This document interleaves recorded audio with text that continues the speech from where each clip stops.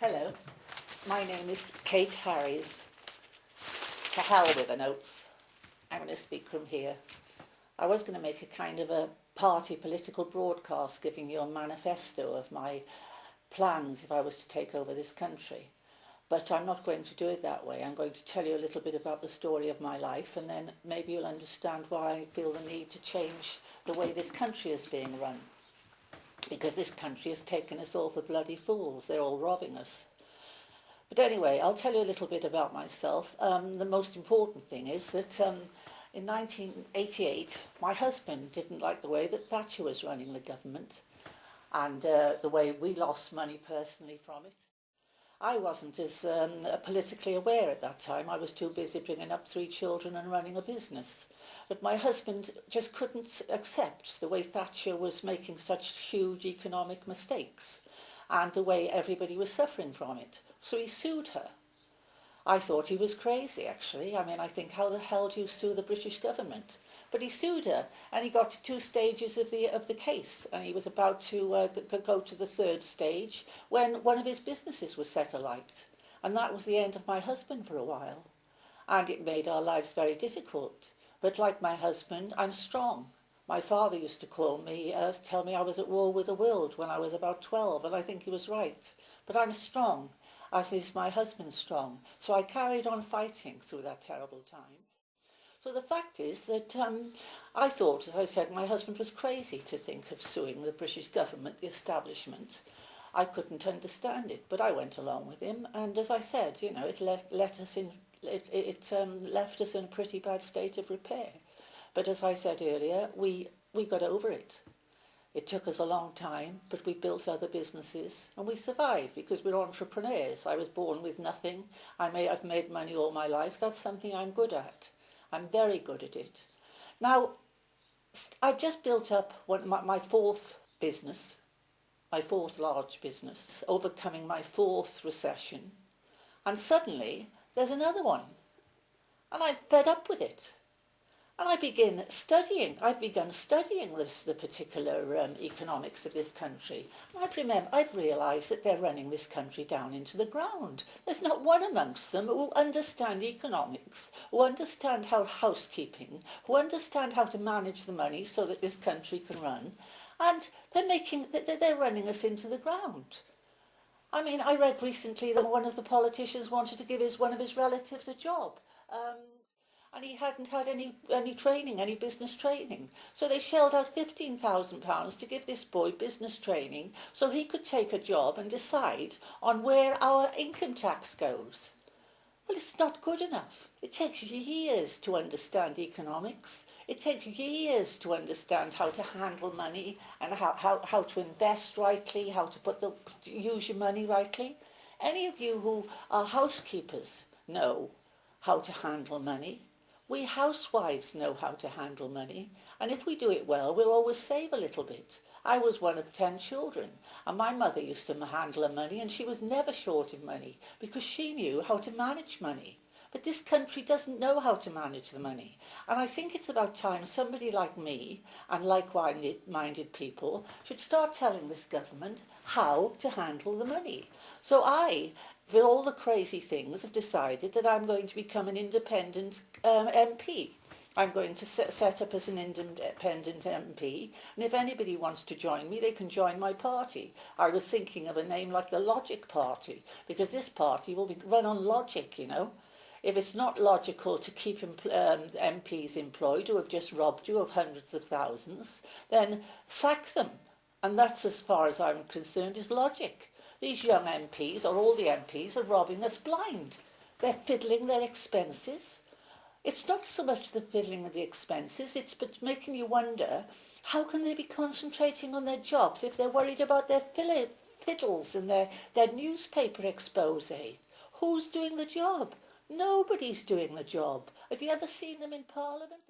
Now, this is a kind of a revolutionary party as well, because we're going to go up against everything that this party stands for, everything that the Conservative Party stands for, everything that the Liberal Party stands for, because they don't stand for much. They stand for themselves. I doubt any of them have actually gone into the job and thought, I want to help the people. Well, I do want to help the people, but I don't want to be on my own in this fight. It's going to take more than one person.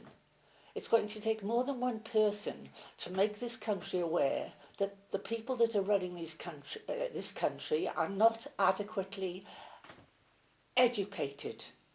And I'm not talking about Cambridge or Oxford. I'm talking about the education of life. The education someone like Alan Sugar has, because he's run businesses, he's survived, he started from nothing. I mean, if you can do that, you should be able to run a business. I don't know how much money is left in this country. Very little, I would think. But the thing is, that little that's left should be saved.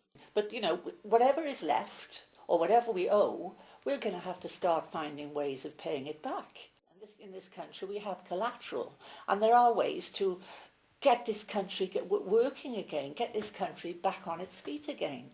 I come from a very working class, poor background, you know, and I know what it's like to be poor.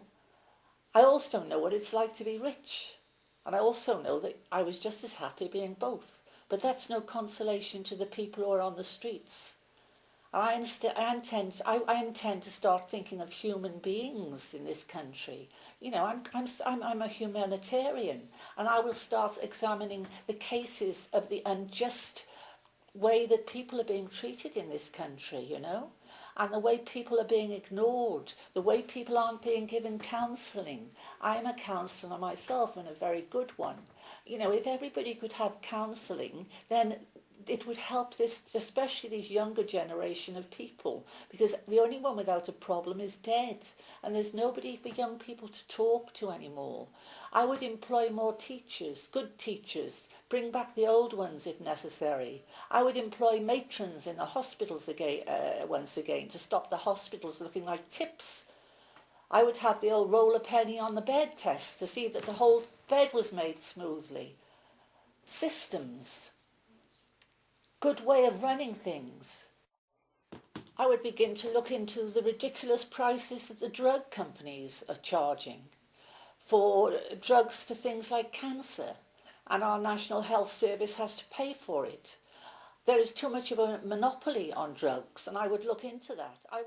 So I want people to help me, either set up as an independent for my party in your own area, or help promote me. I need accountants, I need lawyers, I need anyone who thinks that they've got the strength to help me. I need workers like like we used to work, you know, because people don't seem to work the way they do now. I want envelope fillers.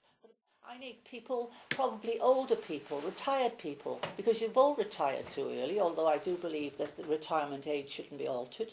But, you know, you have energy, you have time on your hands, so maybe you're the market of people who could help me. Because there are many things that we have to do in this country. We have to give this country back standards. The standards have gone right down the drains. So I want to start educating the younger people. I want to start educating the younger girls that they aren't. I mean, children are having children at 14. Children are having children. So what are they offering to this particular world? You know, there aren't many people around with many brains, and nobody bothers to vote anyway. And somebody has to start getting rid of these public school idiots. And I don't generalise, but I don't know really any that are quite intelligent. None have reared their head as far as I'm concerned. So that is me. I hope that you've enjoyed my speech. I've never spoken in public before, so forgive me if my oratory was a bit off the wall, but I will get better, because when I realise that I have a job to do, which includes speaking, I will work on that, because I'm a damn good worker. And as I said earlier, I need workers. I need people to help me. The people who realise that this country is in dire need, the people who realise that it's being run on every side by idiots. I need those people, not just to continue to complain, but to do something about it with me. Let's get together. Let's start a party. Let's go into Parliament ourselves. It's not difficult. People think it's difficult, but it's not. So anybody who's interested in me, you have my email address, and I look forward to hearing from you. But don't give me any bull. Thank you.